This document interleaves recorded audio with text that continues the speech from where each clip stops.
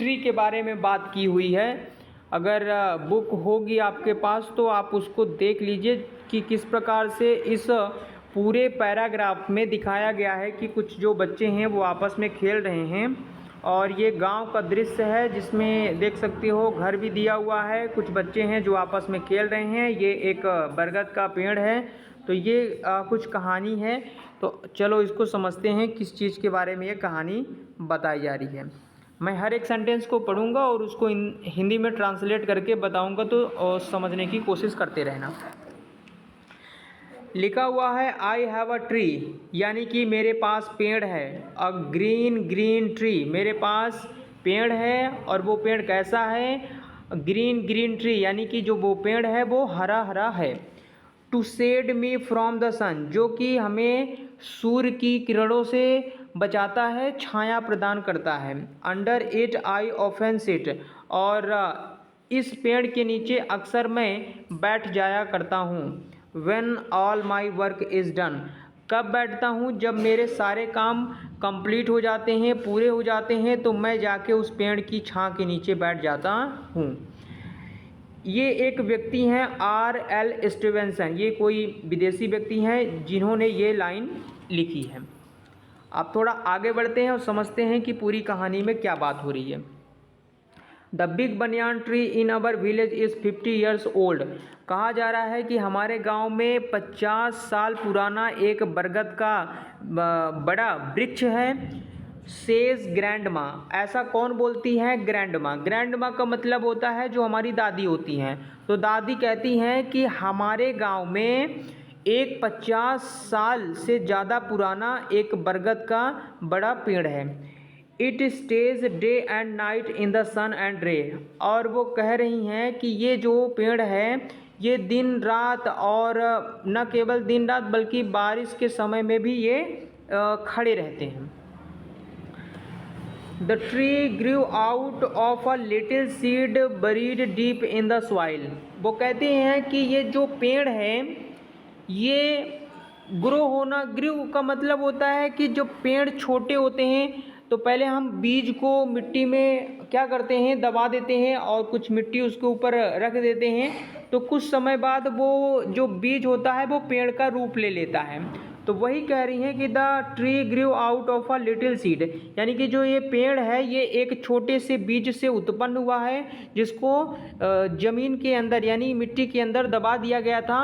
और ये अब व्हेन द रेन फेल, यानी कि उस मिट्टी को जब हम क्या बोलते हैं, उस बीज को जब हमने मिट्टी में दबा दिया और पानी जब उस पर बरसा, यानी पानी जब उस पर गिरा, the seed woke up from its sleep, तो ये जो बीज है अपनी सोई हुई अवस्था से उठ जाता है। एंड द डे सन सोन, और दिन के समय जो सूर्य की किरण है उस पर पड़ती है।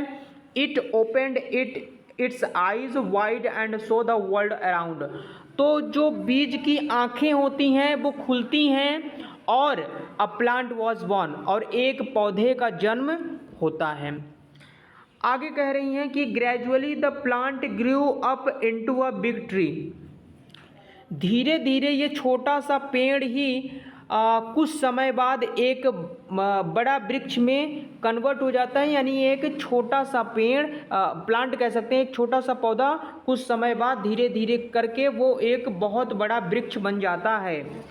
इट स्प्रेड इट्स ब्रांचेस, और धीरे धीरे जब वो बड़ा हो जाता है तो वो अपनी शाखाएं चारों तरफ फैलाने लग जाता है, यानी कि उसकी शाखाएं आप देख सकते हैं और आपके घर में या गांव में देखे होंगे कुछ पुराने पेड़ होंगे जिनकी जो शाखाएं हैं, यानी कि जो पेड़ की शाखाएं होती हैं वो चारों तरफ फैली रहती हैं। Flowered every year and bore fruits like berry, it grew bigger and spread branches wider and wider, वो कहते हैं कि हर साल ही ये मतलब बोल सकते हैं कि इन पर फूल पत्ते लगते हैं और ये बड़ा होता जाता है साल दर साल, और ये अपनी ब्रांचेस को फैलाता जाता है, इसकी चौड़ाई उस पेड़ की बढ़ती जाती है। अब आगे कहा जा रहा है all the village children play near it, गांव के जितने भी बच्चे हैं वो इस पेड़ के नज़दीक आकर खेलते हैं।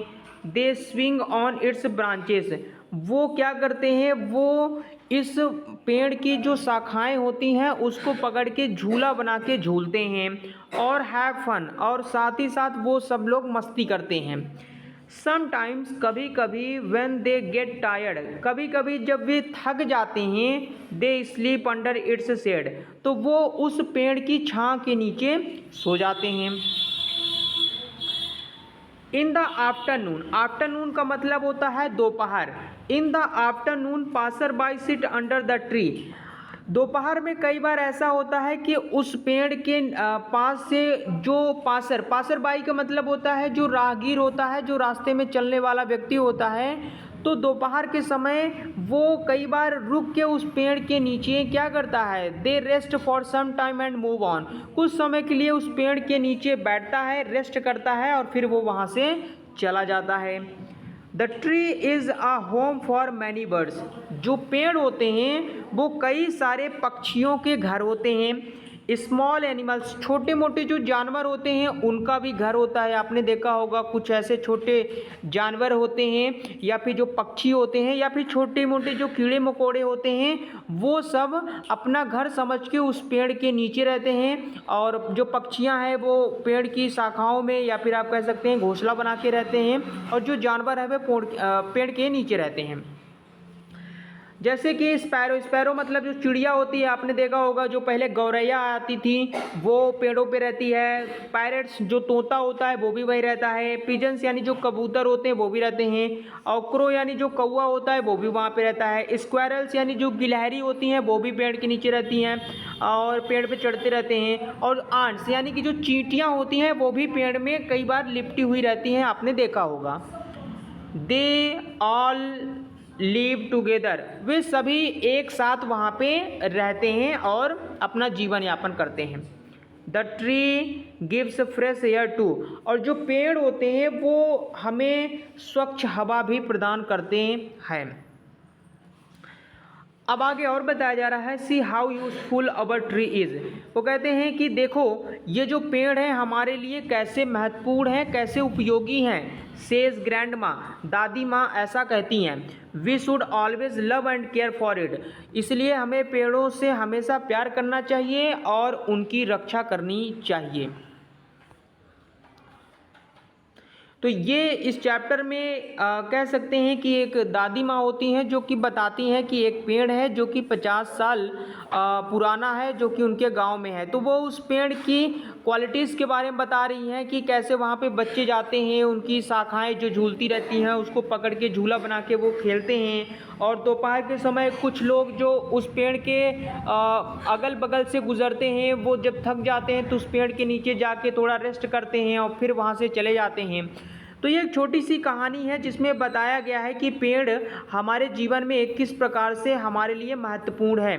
चित्र में देखा होगा आपने, यहाँ छोटा सा एक पौधा बना हुआ है कि कैसे एक छोटा सा बीज पौधे का रूप लेता है और ये पौधा कुछ सालों बाद एक विशाल पेड़ का रूप ले लेता है जिसकी शाखाएं बहुत ज़्यादा फैली रहती हैं। तो आपने देखा भी होगा आपके घर में या गांव में कहीं ना कहीं कुछ बड़ा पेड़ ऐसा होगा जो बहुत बड़ा होगा। और स्पेशली अगर बरगद का पेड़ देखा होगा तो उसके नीचे आप देख लो इतना घना हो जाता है कई बार कि जो सूर्य की किरणें हैं वो भी नीचे तक नहीं पहुंच पाती। तो इसमें बस इस कहानी के थ्रू ये बताया गया है कि कैसे गांव के जीवन में लोग रहते हैं और कैसे जो बच्चे हैं उसके नीचे खेलते हैं, मस्ती करते हैं। तो ये सारी चीज़ें इस पूरे कहानी में एक्सप्लेन किया गया है। और इस कहानी को बता कौन रहा है, एक ग्रैंड माँ यानी कि दादी बता रही हैं इस कहानी को कि हम लोग इसको सुने और इसको समझें कि किस प्रकार से जो पेड़ है हमारे जीवन में महत्वपूर्ण रोल अदा करते हैं। ठीक है।